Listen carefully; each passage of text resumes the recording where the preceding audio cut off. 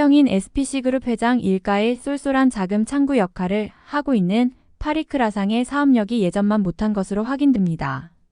사업 부진 장기화로 수년째 침체기에 빠졌는데 배당 규모만 키우는 실정입니다. 파리크라상이 그룹의 지배구조 최정점 위치에 있는 만큼 재무 악화 리스크가 번질 우려에 계열사들도 예의주시하고 있습니다. 국내 파리크라상 사업은 10년째 정체기를 걷고 있습니다. 실제로 이 기간 동안 파리크라상은 별도 기준 매출 2조 원 문턱을 넘지 못하고 있습니다. 연간 매출은 2009년 1조 원을 돌파한 이후에 불과 3년 만인 2012년 매출 1조 6천억 원 선까지 급격히 성장했지만 이후 성장이 둔화되며 지금까지 2조 원 아래에 머물러 있습니다. 심지어 영업이익은 퇴보 중입니다.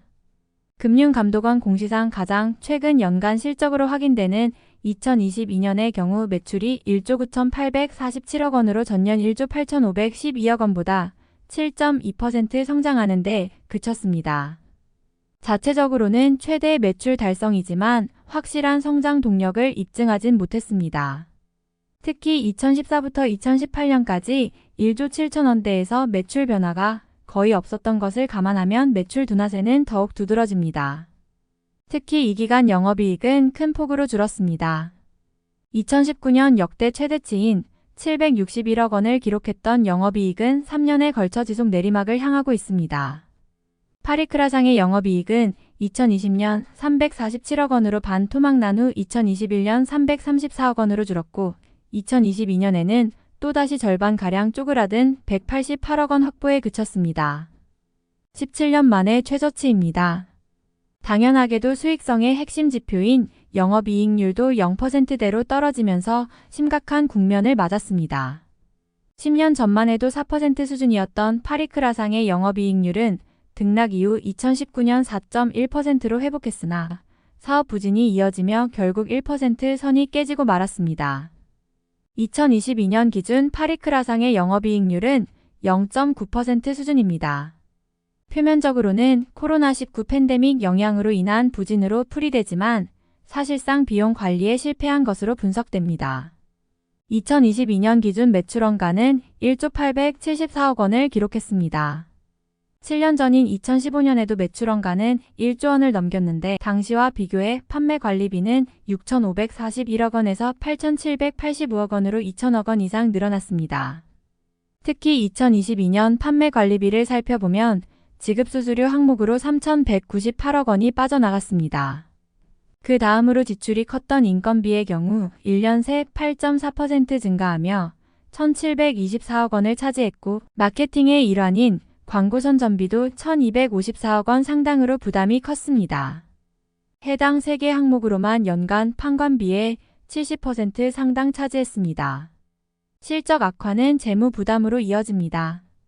당장의 채무 부담이 늘어나는 실정입니다.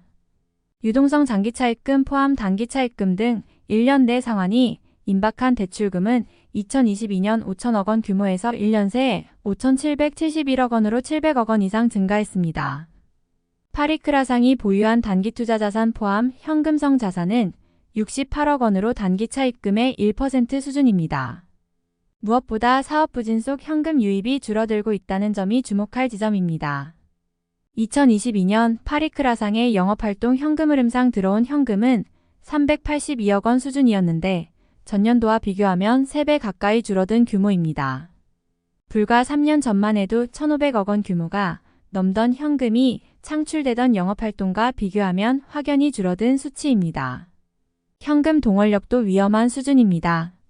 파리크라상이 1년 내에 현금화 가능한 유동자산은 1,784억 원 규모, 단기차입금을 포함한 유동부채는 8,299억 원입니다. 유동 비율도 21.5% 수준으로 매년 줄어드는 추세입니다. 상대적으로 유동 비율이 높았던 10년 전 45%과 비교하면 크게 떨어집니다. 유동자산이 줄어드는 가운데 재고자산만 크게 증가하는 것은 부담으로 작용합니다. 2022년 기준 전년도보다 유동자산은 141억 원 줄었는데 재고자산은 611억 원까지 치솟으며 1년 새 48.6% 급증했습니다. 오랜 기간 300억 원 규모의 재고자산 규모를 유지해온 파리크라상의 사업 운영상 이례적인 수치입니다. 특히 제품 재고가 전년도에 2배 가까이 늘고 100억 원 이상의 상품 재고도 쌓였습니다. 원재료 포함 미착품 재고보다는 비중이 적지만 완제품 재고 자산의 급증은 특히 유통기한이 짧은 파리바게뜨 등 제빵 브랜드 특성상 재무 리스크를 수반할 수 있습니다. 다만 장부상 관련 평가손실 충당금은 따로 기재돼 있지 않습니다. 문제는 파리크라상이 허영인 회장 가족회사로 운영되면서 실적 부진에도 불구하고 배당금을 지속적으로 확대하고 있다는 점입니다. 현재 파리크라상은 허영인 회장 63.31%, 장남 허진수 사장 20.33%, 허이수 부사장 12.81%, 허 회장의 아내 이미양 씨 3.54%로 구성된 100% 가족회사입니다. 부진이 본격화되던 2020년엔 배당을 하지 않았지만 그 이후엔 다시 대규모의 배당을 실시했습니다. 배당금으로 2021년엔 72억 원, 2022년엔 78억 원이 허영인 회장 일가의 주머니로 흘러들어갔습니다. 가장 많은 흑자를 냈던 2019년 지급한 배당 48억 원 규모보다 확연히 늘어난 액수입니다. 특히 배당 재원과 가장 밀접한 순이익 지표의 두드러진 하락세는 배당 확대와 전혀 상반되는 흐름을 나타냅니다.